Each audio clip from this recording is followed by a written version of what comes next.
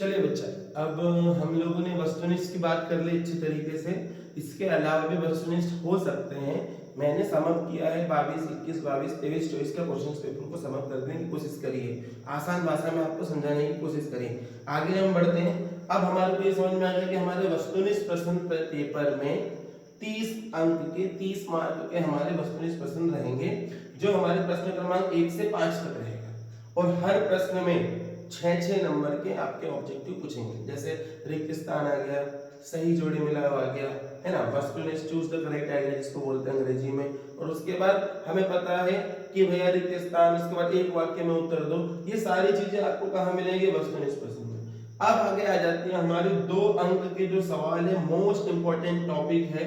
2 अंक के सवाल जो हमारे 24 अंक कैरी करते हैं, जिनका पेपर के अंदर कितनी मात्रा में है? 24 अंक ला रहे हैं। वो सवाल होते हैं 6 से लेकर 17 सवाल तक, ठीक है। और हर सवाल में आपको, हर प्रश्न में आपको पता ही है कि भैया हमारे को हर प्रश्न में आप क्या मिलने लग जाएंगे? चॉइस मिलने लग जाएगी आपके पास। आज से, अभी मैंने जो वीडियो अपलोड करूंगा तो आज 25 तारीख हो रही है, हम 2 दिन बचे हैं। अब 2 दिन के अंदर हम क्या करें सर? कुछ भी नहीं करना है, हमें तो मल्टीपल रिवीजन करना है। मल्टीपल रिवीजन का मतलब ये होता है कि भैया एक चैप्टर से 2 क्वेश्चन उठा ले, दूसरे चैप्टर से 2 क्वेश्चन उठा ले, तीसरे क्वेश्चन चैप्टर से इंपॉर्टेंट 2 क्वेश्चन उठा ले। ऐसा नहीं कि एक ही चैप्टर के सारे इंपॉर्टेंट बैठ गए।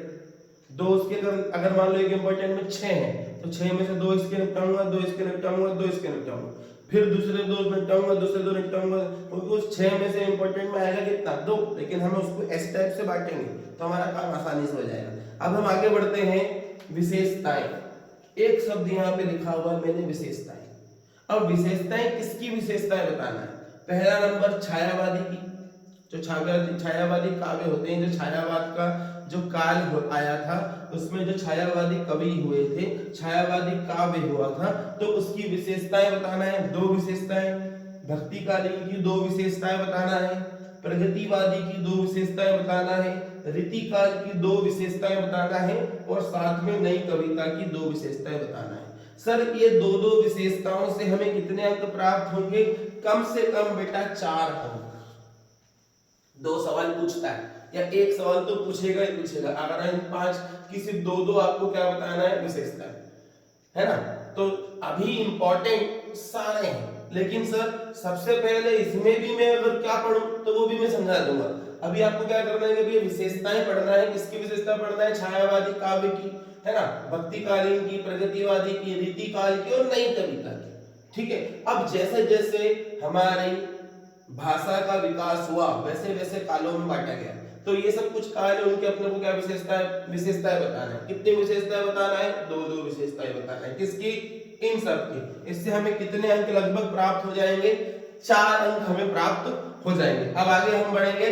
साहित्यिक परिचय, ये जितने लेखक लिखे गए हैं नाम, या जितने कवि लिखे गए हैं, ये जो हमारे 8 कवि हैं, है ना, ये 8 लेखक और कवि इसमें दोनों मिक्स है। तो साहित्यिक परिचय में इन सब की पहले तो 2-2 रचना याद रखना है। 2 नंबर में सवाल आएगा कि भैया इसका साहित्यिक परिचय लिख दो। किसके आधार पर? उसकी 2 रचना के आधार पर। 2 रचना तो सब में, 2 रचना तुलसीदास की, जयशंकर, रामरिच, महावीर प्रसाद, यशपाल, मनु भंडारी, सूरदास, नागार्जुन, ठीक है। अब मुझे एक बात बताओ, क्या आपके पाठ्य किताब में इन्हीं सभी लेखक या कवियों के ही पाठ दिए गए हैं? तो हमें उनकी एक एक कविता तो याद हो जाएगी, या एक एक लेख जो लिखा हुआ है, निबंध लिखा गया है, उपन्यास लिखा है, उपन्यास का अंश लिखा गया है, वो सारी चीजें उनमें याद हो जाएंगी अपने को। जैसे मुझे पता है तुलसीदास ने क्या लिखी थी? रामचरितमानस लिख दी थी, ठीक है। रामचरितमानस के साथ में विनय पत्रिका लिख दी थी। पिछली बार ऑब्जेक्टिव में अभी हमने पढ़ा कि तुलसीदास कौन सी भाषा में लिखते थे? संस्कृत भाषा में लिखते थे, ठीक है। तो हमारे पास तुलसीदास की बात हो गई। जयशंकर प्रसाद की क्या मिला? अपन ने कामायनी पढ़ा, तो कामायनी में जयशंकर प्रसाद जी आ गए। एक चीज तो आ गई, एक को आप कोई से भी याद कर सकते हो। रामवृक्ष वेणुगिरी, महावीर प्रसाद द्विवेदी, यशपाल, ठीक है। अब जो यशपाल, फिर मनु भंडारी, सना सना हाथ जोड़ी, है ना। उसके बाद सूरदास में सुरसागर और सुरसावली, ठीक है, नागार्जुन, ये सारी चीजें। ये दंतुरित मुस्कान किसने लिखी? आपको सब कुछ पता है। तो हमको सबसे पहले तो इनकी 2-2 रचनाएं लिखना है, इन सभी की। और साथ में इस पे सवाल आएगा तो इसकी काव्यगत विशेषता पूछेगा, अगर ये दोनों के नाम आए तो इसकी भाषा शैली पूछेगा। यशपाल और मनु भंडारी का नाम आया तो इसमें भी भाषा शैली पूछेगा। किसको छोड़ के? पहला पॉइंट आएगा दो रचना, दूसरा पॉइंट होगा इसमें भाषा शैली, इसमें भाषा शैली, इसमें भाव पक्ष। सूरदास और नागार्जुन को क्या पूछा है? भाव पक्ष पूछा है। यशपाल और मनु भंडारी का क्या पूछा है? भाषा शैली पूछा है। इसमें तो निश्चित आपको 4 नंबर मिलना ही है। अगर ये 8 याद कर लोगे, 2-2 की रचना याद कर लो, 4 से ज्यादा नंबर भी मिलेंगे। सर कैसे 4 से ज्यादा नंबर मिलेंगे? क्योंकि हमारे वस्तुनिष्ठ के अंदर भी हमारा काम होगा, ठीक है। तो यहां पर हमारे ये 4 अंक कंफर्म, कुछ भी हो जाए हमें ये विशेषताएं 4 अंक लगभग यहां से दिला देंगी। साहित्यिक परिचय में 2-2 रचना सबकी याद कर लेना, वही रचना याद कर लेना जो तुम्हारे परीक्षा में बेटा आएगी। सर वो हमको कैसे पता?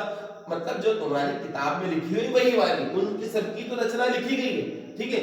आप समझेंगे इधर ध्यान से। अब इसके बाद हमारे पास एक आता है आभूषण। सर यहाँ तो अलंकार लिखा हुआ है, आप आभूषण की बात कर रहे हो, ठीक है। तो आपको पता है मैंने आभूषण क्यों बोला? आभूषण, अलंकार मतलब आभूषण। हम हमारे जो भी हम लिखते हैं उसके अंदर हम जो हमारे शरीर की अगर सुंदरता बनाने का काम कौन करता है? आभूषण करते हैं। वैसे ही लिखी हुई चीज की सुंदरता बढ़ाने का काम कौन करता है? अलंकार करते हैं। अगली बात दरअसल में तो सबसे पहले तो इन 4 के उदाहरण और उनकी परिभाषा आपको याद होना चाहिए। सॉरी, अलंकार, उदाहरण और परिभाषा उसकी याद होना चाहिए, ठीक है। अनुप्रास, अतिशयोक्ति, अनियोक्ति, पुनरोक्ति, प्रकाश अलंकार। यहां से आपके 2 नंबर कंफर्म, ठीक है। 2 नंबर का सवाल, इन 4 को आप पढ़ लो। अनुप्रास, अतिशयोक्ति, अनियोक्ति, पुनरोक्ति, प्रकाश अलंकार, उदाहरण और उसकी परिभाषा, ठीक है।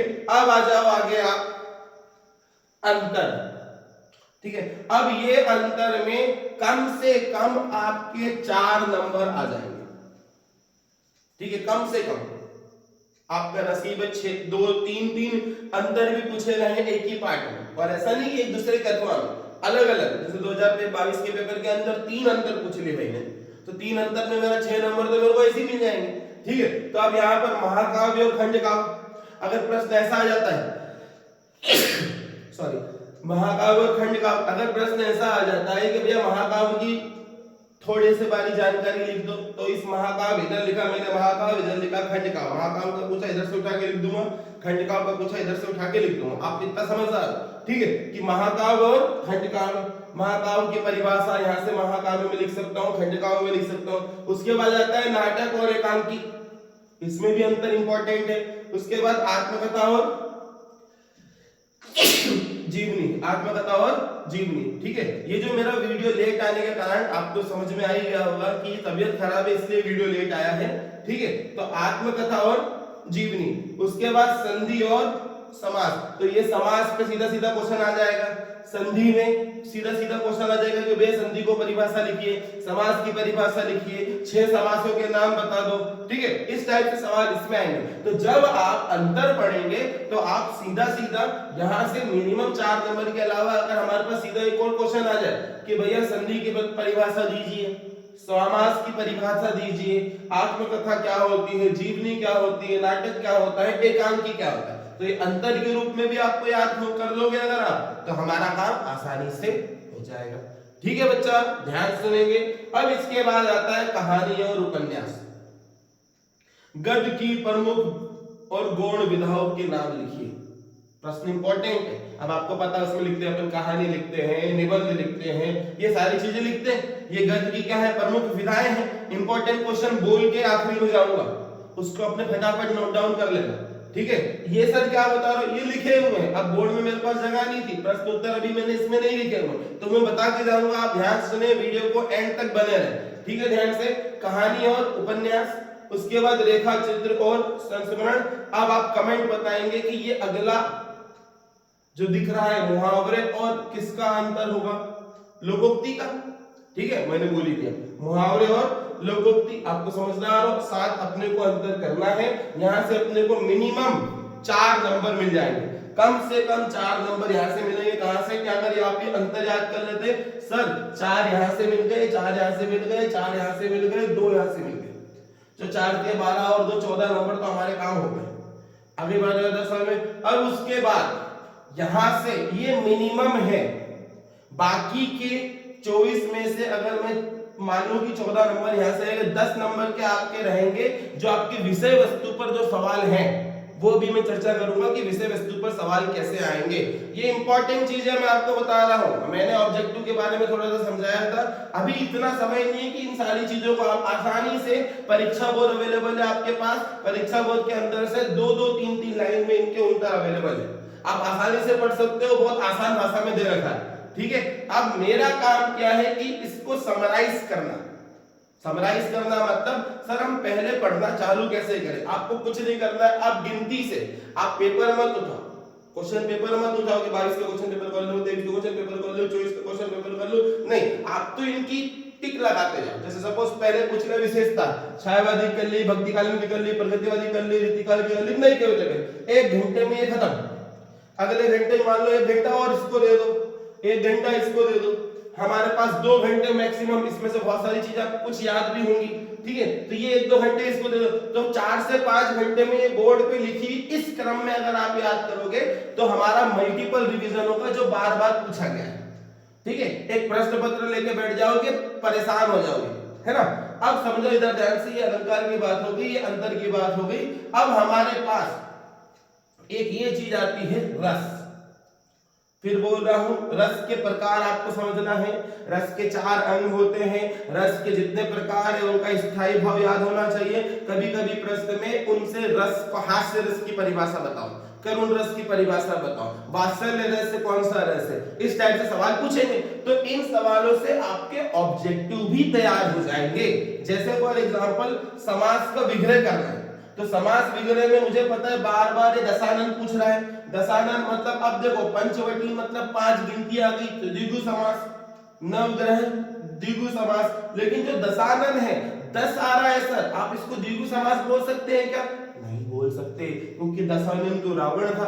दशानन ने एक नया भाव प्रकट किया जिसे हम रावण कहते हैं, तो ये हमारा समास हो जाएगा बहुव्रीहि समास। कौन सा समास हो जाएगा ये? बहुव्रीहि समास। अब जैसे राजपुत्र यानी कि राजा का पुत्र, और जिसमें कर्ता में कर्म को करण से, इस टाइप से जो है का के की से आ रहा है, ये तुम्हारा कौन सा समास होता है? तत्पुरुष समास। ठीक है, तो ये इंपॉर्टेंट चीजें हैं। जहां पर गिनती आ जाए, जहां पर गिनती आ जाए इस दशानन को छोड़ के, दशानन आपका कौन सा है?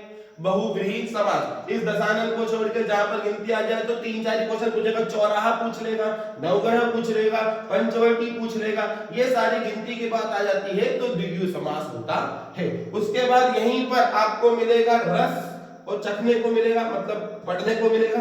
रस प्रकार, स्थायी भाव और उसका हास्य रस की परिभाषा बता दीजिए। उसके बाद आता है हमारा समास विग्रह। समास विग्रह पंचवटी, नवग्रह, दशानन, राजपुत्र। ठीक है, अब उसके बाद आ जाता है आपका पास चौराहा, माता और पिता, भाई और बहन। अगर इस टाइप से है तो ये चीजें आप क्या में पढ़ोगे? माता पिता, भाई बहन, और शब्द का लोप हो रहा है, मतलब द्वंद्व समास। ठीक है, माँ के द्वंद्व में हूं मैं, माँ के पास जाऊं कि पिता के पास जाऊं, तो माता और पिता, भाई और बहन, चाचा और चाची, इस टाइप से जो सवाल आ जाए तो हम द्वंद्व में पढ़ जाते हैं, इसलिए वहां पर कौन सा समास आ जाता है? द्वंद्व समास। समास के कितने प्रकार होते हैं सब आपको बता दिया गया। अब आगे बढ़ेंगे अपन, मुहावरे का अर्थ समझाकर उसको वाक्य में इस्तेमाल करें। ठीक है, जैसे दाल ना गलना, मतलब हमारा काम नहीं हो पा रहा, हम पढ़ रहे हैं लेकिन फिर भी हमारी दाल नहीं गिरी, क्योंकि हमने पढ़ना अभी स्टार्ट किया है। लेकिन बच्चा बेफिक्र रहो, आपकी दाल यहाँ से जलवा दूंगा। ठीक है, मतलब बहुत अच्छे नंबर आ जाएंगे जब आप ये प्रैक्टिस इस टाइप से करोगे। उसके बाद आता है अंधे की लाठी एकमात्र सहारा खड़ा है। आपका एकमात्र सहारा हिंदी के लिए कौन है? मैं खड़ा हूं, इतना बड़ा आदमी, 80 किलो 85 किलो का। ठीक है, तो अंधे की लाठी। अब उसके बाद 9 2 11 होना, आज पढ़ लोगे 27 को पेपर देके आ जाओगे, उसके बाद 9 2 11, फिर कौन सा मेरा चैनल देख रहे हो? 9 2 11 होना मतलब क्या? भाग जाना, चौर 9 2 11 हो गए। आगे बढ़े दरअसल में, तो ये जो उदाहरण है जो अपन बचपन से सुनते आ रहे हैं कि भाई दाल ना गलना, अंधे की लाठी, 9 2 11 होना, इस टाइप से आप मुहावरे का अर्थ और उसका उदाहरण उपयोग करना है। आगे मेरी बात ध्यान तक समझ में। अब यहाँ पर इसके बाद इन अन्य प्रश्नों में जो हमारे वस्तुनिष्ठ, हमारा वस्तु के आधार पर जो पाठ्य वस्तु है उसके आधार पर वस्तुनिष्ठ ये हो गए, है ना। अब समझे इधर ध्यान से, आता है आपका मोस्ट इंपोर्टेंट क्वेश्चन, निबंध और पत्र लेखन। तो निबंध में खेल और विज्ञान रट लेना है, घोट लेना है, या तो खेल आएगा या तो विज्ञान आएगा। ये दो निबंधों को आप अच्छे तरीके से घोट लो, ठीक है। और उसके बाद आता है पत्र। तो पत्र में औपचारिक और अनौपचारिक। औपचारिक मतलब क्या है ना, आपको पता है जिलाधीश को लिखना है तो औपचारिक पत्र कहलाएगा। और अनौपचारिक मतलब क्या भैया, जिसमें हम बात नहीं करें। कोई मेरी बात यहाँ तक समझ में आ रहा है? जिसकी हम, जैसे फॉर एग्जांपल मेरे को मेरे दोस्त कोई पत्र लिख रहा है कि भैया भाई की शादी हो रही, अगर भाई की शादी का सवाल लगातार 3 बार आ रहा है, औपचारिक पत्र और अनौपचारिक पत्र। आगे भाषा में औपचारिक पत्र मतलब जिसको कलेक्टर को लिखते हैं, प्रिंसिपल को लिखते हैं, ये सब हमारे क्या है, औपचारिक पत्र। और अनौपचारिक मतलब क्या, जो भाई बहन इस टाइप से बात करते हैं, चाचा को लिख दिया, पापा को लिख दिया, दादा को लिख दिया, घर परिवार की बात हो रही है यहाँ पर, इसलिए उसमें औपचारिकता रही, तो वो कैसे है, अनौपचारिक। आगे मेरी बात दरअसल में अब ध्यान से सुनेंगे, ठीक है। उसमें मत परेशान हो, औपचारिक अनौपचारिक, आपको तो रटना है परीक्षा में, सीधा दिमाग लगाना है कि निबंध, खेल और विज्ञान का करना है। पत्र में अपने जिले के नगर पालिका को साफ सफाई के लिए पत्र लिख दो, ठीक है, या जिले के जो मेयर, जो भी प्रश्न में साफ सफाई पे प्रश्न लिखना है, पत्र आता है। और साथ में क्या आता है, लाउड स्पीकर या ध्वनि विस्तारक यंत्र, हिंदी में शुद्ध हिंदी बोल दी उसने, ध्वनि विस्तारक यंत्र। ये 2 पत्र आपको करने हैं। साथ में आ जाती है अपनी भाई की शादी, है ना, भाई की शादी में अपने दोस्त को न्योता दीजिए।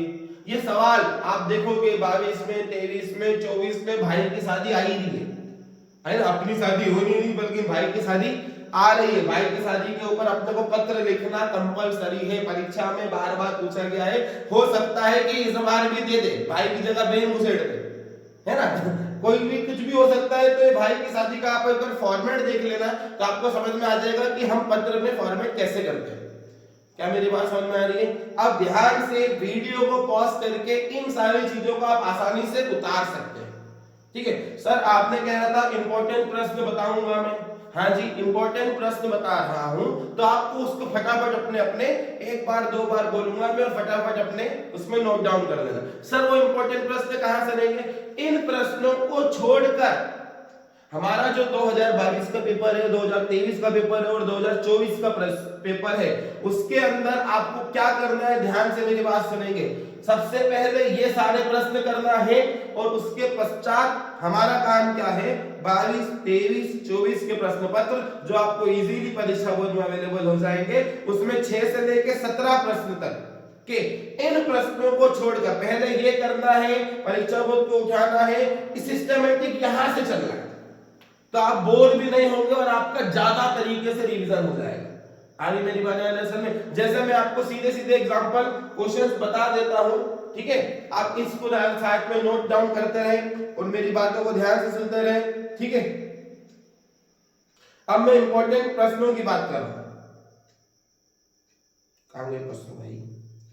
आजा आजा आजा आजा, एनो पी।